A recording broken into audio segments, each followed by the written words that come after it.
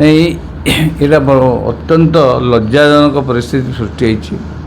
ସେ ଯେଉଁ ତାଙ୍କର ଭଉଣୀ ମରିଗଲା ପରେ ତାଙ୍କର ଭତ୍ତା ଟଙ୍କା ଯେଉଁ ଆସିଥିଲା ସେଇଟାକୁ ସେ ଯାଇକି ମାଗିଛନ୍ତି। ମାଗିଲା ପରେ ତାଙ୍କୁ ସେ ବୁଝେଇକି କହିପାରିଥାନ୍ତେ। ଯଦି ବୁଝେଇକି ନ କହିଲା ଫଳରେ ସେ ତାକୁ କହିଲେ ଯେ ସିଏ ତାର ପ୍ରମାଣ ଦିଅ। ସେ ବାରମ୍ବାର ଏଇ ଯେଉଁ ଜିନିଷଟା ହେଇଥିବ ସେ ବାରମ୍ବାର ନିଶ୍ଚୟ ଯାଇକି ଗୋଟେ ଆଦିବାସୀ ଲୋକ ସେ ନିଶ୍ଚିନ୍ତ ଭାବରେ ଗୁହାରି କରିଥିବ। ଏମାନେ ବ୍ୟାଙ୍କବାଲା ଆଜିକାଲି ଦେଖାଯାଉଛି ଯେଉଁ ମଫସଲ ବ୍ରାଞ୍ଚରେ ସବୁ ବ୍ୟାଙ୍କ ମ୍ୟାନ ଅଫିସର ରହିଛନ୍ତି ସେମାନେ ଟିକେ ମିସବିହେଭ୍ କରୁଛନ୍ତି। ସେଠି ସେ ନିଶ୍ଚିନ୍ତ ଭାବରେ କହିଥିବେ ଯେ ତୁମେ ଯାଇକି ଆଣ। ସିଏ କହିଥିବ ସେ ମରିଯାଇଛି କ'ଣ, ଆରେ ତୁମେ ତାକୁ ନ ଦେଖିଲେ ଆମେ କେମିତି ଦେବୁ। କିଛି ଗୋଟେ କଡ଼ା କଥା କହିଥିଲା ଫଳରେ ସେ ଲୋକଟି ଇମୋସନାଲ୍ ହେଇ ଯାଇକି ତାକୁ ବାହାର କରିକି ଆଣିକି ଦେଖେଇଲା, ମାନେ ସେ ଯେଉଁ ସମାଧିରୁ ତାଡ଼ି ତାକୁ ଆଣି ଦେଖେଇଲା। ୟା ଫଳରେ ବର୍ତ୍ତମାନ ଯାହା ମୁଁ ଦେଖିଲି ବାଇଟ୍ରେ ସେ ବ୍ୟାଙ୍କ ମ୍ୟାନେଜର କହୁଛନ୍ତି ଯେ ସିଏ ନିଶାସକ୍ତ ଥିବା ଅବସ୍ଥାରେ ଏଇସବୁ କିଛି ବୁଝିପାରିଲାନି, ତେଣୁ ନିଶାସକ୍ତ ଅବସ୍ଥାରେ ସେ ସବୁ କରିଛି। ଏଇଟା ଆଉ ଗୋଟେ ଏଇ କଥା କହିବାଟା ମଧ୍ୟ ଗୋଟେ କ୍ରାଇମ୍। ଗୋଟେ ଆଦିବାସୀ ଲୋକଙ୍କୁ ଏଇଭଳି ତୁମେ ତାଙ୍କର କ'ଣ ସେ ତାକୁ ଏକ୍ଜାମିନ୍ କରିଥିଲେ?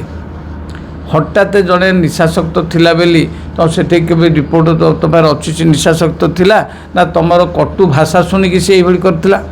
ସେ ଦୁଇଟା କଥା ହେବ। ତା ଅର୍ଥ ଏଇଟା ଗୋଟେ ଟ୍ରାଏଲର ସାପେକ୍ଷ ଅଫେନ୍ସ ହେଲା, ସେ ଆଦିବାସୀ SC/ST ଆକ୍ଟରେ ସେ ପଡ଼ିବା କଥା। ତେଣୁ ଏଭଳି ତବେ ସଂଯମତା ଅବଲମ୍ବନ କରିବା। ଯେଉଁମାନେ ବ୍ୟାଙ୍କର ଅଫିସର ଅଛନ୍ତି କିମ୍ବା ଯେକୌଣସି ସ୍ତରରେ ଲୋକଙ୍କର ଆମର ଯେଉଁ ଗଭର୍ଣ୍ଣମେଣ୍ଟ କହନ୍ତି ମୋଦି ଗଭର୍ଣ୍ଣମେଣ୍ଟ କିମ୍ବା ଆମର ଯେଉଁ BJP ମୋହନ ସରକାର ଗଭର୍ଣ୍ଣମେଣ୍ଟ ସେ କହନ୍ତି ଯେ ଆମେ ଲୋକଙ୍କର ସରକାର। ଯଦି ଲୋକଙ୍କ ସରକାର ହେଲେ ଯେକୌଣସି ତୁମେ ବଡ଼ ବଡ଼ିଆ ବାବୁ ଅଛ ସେମାନେ ସାଧାରଣତଃ ଲୋକଙ୍କୁ ଟିକେ ସଂଯମତା ଅବଲମ୍ବନ କରି ଟିକେ ବୁଝାଅ। ଏବେ ଧରନ୍ତୁ ଗୋଟେ ଦେଖାଯାଉଛି ଗୋଟେ ସୋସିଆଲ ମିଡ଼ିଆରେ ଜଣେ କଲେକ୍ଟର ସ୍ତ୍ରୀ ଲୋକଙ୍କୁ ଯାଚ୍ଛାତେ ଭଳିଆ ଇଏ ସେ ଏଇ ଯେଉଁ କହୁଛନ୍ତି ଟିକେ ସଂଯମତା ଅବଲମ୍ବନ କରି କହିଲେ କ'ଣ ତାଙ୍କର କ୍ଷତି ହେଇଯାନ୍ତା? ତାଙ୍କ ନିଜର ମାନସିକ ଚକ୍ରରେ ଯଦି କିଛି ଅଶାନ୍ତି କିମ୍ବା ଗୋଟେ ଉଦ୍ଭଟ ଚିନ୍ତାଧାରା ଅଛି ସେଇଟାକୁ ସଂଯମ କରି ସେ ଯଦି ଲୋକଙ୍କ ସହିତ ଭଲ ବ୍ୟବହାର କରନ୍ତେ, ଘର କଳିକି ଆଣିକି ବାହାରେ ନ କରନ୍ତେ କେତେ ସୁନ୍ଦର ହୁଅନ୍ତା। ଗୋଟେ ଆଦିବାସୀ ଲୋକ ତାକୁ ସେଠି ଆଉ ଗୋଟେ ବଡ଼ ଜିନିଷ ହେଉଛି ଯଦି ଏଇ ଲୋକଟି ତା'ର ଭଉଣୀ ଚାଲିଗଲା ପରେ ଯେଉଁ ଡେଥ୍ ସାର୍ଟିଫିକେଟ୍ ଆଣିବା କଥା କି ଯାହା କିଛି ଯେକୌଣସି ଡକୁମେଣ୍ଟ ଦରକାର ସେଇଟାକୁ ଆଣିବା କଥା। ଏଇଟା କ'ଣ ଆମର ସରକାରଙ୍କର ମାଳ NGO ପଇସା ନେଇକି ନନ୍ ଗଭର୍ଣ୍ଣମେଣ୍ଟ ଅର୍ଗାନାଇଜେସନ୍ ଗୁଡ଼େ ପଇସା ନେଇକି ଖାଇକି ବଡ଼ ବଡ଼ ଗାଡ଼ି ଚଢ଼ିକି ଚାରିଆଡ଼େ ବୁଲୁଛନ୍ତି ନା ଆମେ ସ୍ୱେଚ୍ଛାସେବୀ ସଂଗଠନ। ଏ ସ୍ୱେଚ୍ଛାସେବୀରେ ସେଇ ଲୋକମାନଙ୍କୁ ଆୱାରନେସ୍ କରିପାରୁନାହାନ୍ତି। ଆଦିବାସୀଙ୍କ ନାଁରେ ତ ବହୁତ ପଇସା ଯାଉଛି। ବହୁତ ପଇସା ନେଇ ଆଦିବାସୀ ଏରିଆରେ ଯାଇକି NGO ମାନେ କାମ କରୁଛନ୍ତି, କିନ୍ତୁ ଲୋକଙ୍କର ଆୱାରନେସ୍ଟା କ'ଣ କରୁଛନ୍ତି ନା ସେଇ ଯେଉଁ ପଇସା ନେଉଛନ୍ତି ଯେଉଁ ଅନୁଦାନ ନେଉଛନ୍ତି ସେ କେବଳ ତାଙ୍କରି ପାଖରେ ବିନିଯୋଗ କରିବାକୁ ନେଉଛନ୍ତି ନା ଲୋକଙ୍କର ସୁବିଧାରେ ସେଇଟା ବିନିଯୋଗ ହେଉଛି। ତେଣୁ ଏଇଟା ଅତି ଦୁଃଖର କଥା। କାହିଁକିନା ନ୍ୟାଚୁରାଲି ସରକାର କ'ଣ ଏଗୁଡ଼ା କହିଛନ୍ତି? ସରକାରଙ୍କୁ ତ ଏଇଟା ଯେହେତୁ ଆମ ମୁଖ୍ୟମନ୍ତ୍ରୀ ମାନନୀୟ ମୁଖ୍ୟମନ୍ତ୍ରୀ କ'ଣ କଲେ ସାଙ୍ଗେ ସାଙ୍ଗେ ତାଙ୍କ ପାଣ୍ଠିରୁ 30,000 ଦେଇଛନ୍ତି ଯାହା ଦେଖାହେଲା। ବର୍ତ୍ତମାନ ଜିଲ୍ଲା ଆଡ଼ମିନିଷ୍ଟ୍ରେସନ୍ ମଧ୍ୟ ସେଥିରେ ଅନୁଦାନ ଦେବାକୁ ଆଗେଇ ଗଲେ। ଲୋକର ଏଇ ପ୍ରକାର କଥାଟା ଆମ ଓଡ଼ିଶାରେ ହେଇଛି, କେଉଁଝର ଜିଲ୍ଲାରେ ହେଇଛି। ଆଉ କେଉଁଝର ମୁଖ୍ୟମନ୍ତ୍ରୀ ଏଇଟା କେତେ ଅପମାନଜନିତ କଥା ହେଲା, ସାରା ବିଶ୍ୱରେ ଏଇଟା ଗୋଟେ ଖେଳିଗଲା। ଏଇ ଯେଉଁ ଏଇ ଅଭାବନୀୟ ଘଟଣାଟା ସାରା ବିଶ୍ୱରେ ମାନେ ଓଡ଼ିଶାର ନାଁ ତଳେ ପକାଇଦେଲା। ତେଣୁ ସେ ବ୍ୟାଙ୍କ ଅଫିସର କିମ୍ବା ଯେକୌଣସି ପଦାଧିକାରୀଙ୍କୁ ସରକାରଙ୍କର ଗୋଟେ ତାଗିଦ ହେଉ ସେମାନେ ମିନିମମ୍ କିଛି କାମ କରନ୍ତୁ କିମ୍ବା ନ କରନ୍ତୁ, କିନ୍ତୁ ମିଷ୍ଟ ଭାଷା ଦ୍ୱିପଦ ଭାଷା ଭଲ କହିବାରେ ତାଙ୍କର କ୍ଷତି କ'ଣ ହେଉଛି?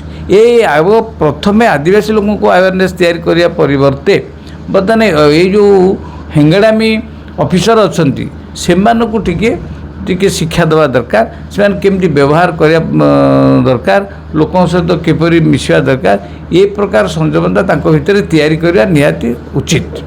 ଏବଂ ତାକୁ ଆଉ ଏଇ ଘଟଣାରେ ମଧ୍ୟ ସେମାନଙ୍କୁ ମୁଁ ମାନେ କସନ୍ କରାଉଛି ଯେଉଁ ବ୍ୟାଙ୍କ ଅଫିସର ମାନେ କହୁଛନ୍ତି ସେ ନିଶାସକ୍ତ ହେଇଥିଲେ ଏ ପ୍ରକାର ବିବୃତ୍ତିରୁ ସେ କ୍ଷାନ୍ତ ହେବା ଉଚିତ।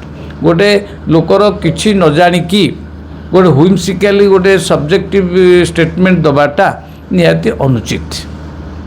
ଆଚ୍ଛା, ଓଡ଼ିଶାରେ ସେଇ ଦୁତି ମୁଣ୍ଡା ଭଳିଆ ଆଉ ଅନେକ ବି ଏମିତି ରହୁଛନ୍ତି ଯେଉଁମାନଙ୍କ ପାଖରେ ସେଇଥିପାଇଁ ହେଲା ଆମର ଯେଉଁ ଅଫିସରମାନେ ଗାଁ ଗହଳିରେ ରହିଛନ୍ତି।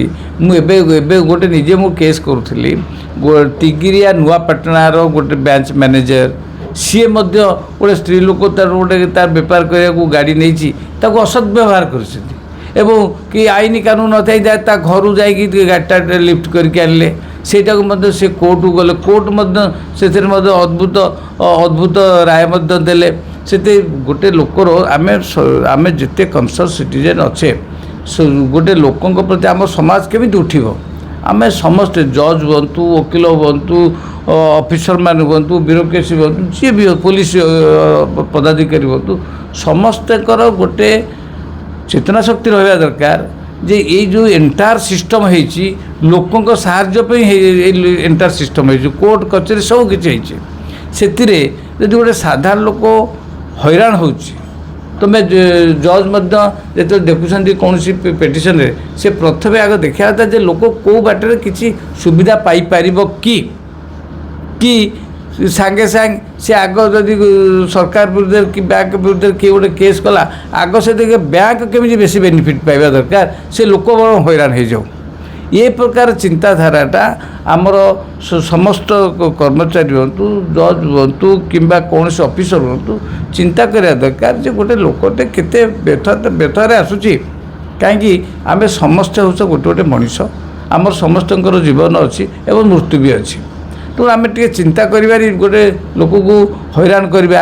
ଆମର ସାଡିଷ୍ଟିକ୍ ପ୍ଲେଜର, ମୋର ଆଜି ପାୱାର ଅଛି, ମୁଁ ଜଣକୁ ମିସବିହେଭ୍ କରିକି ତାକୁ ଘରୁ ବାହାର କରିଦେବା କିମ୍ବା ଅଫିସରୁ ବାହାର କରିଦେବା, ଗେଟ୍ ଆଉଟ୍ ସେ ଯେଉଁ କହିବାଟା, ଏଇଟା କେତେ ଦୂର ସମୀଚୀନ ହେଉଛି? ତାଙ୍କର ମାନସିକ ବିକୃତିଟାକୁ ସେ ରିଫ୍ଲେକ୍ଟ କରୁଛନ୍ତି। ଏଇଟା ଏଇଭଳି ଯେଉଁ ଅଫିସରମାନେ ବ୍ୟବହାର କରୁଛନ୍ତି, ତାଙ୍କର ଏଇଟା ମାନସିକ ବିକୃତି ବୋଲି କୁହାଯାଏ।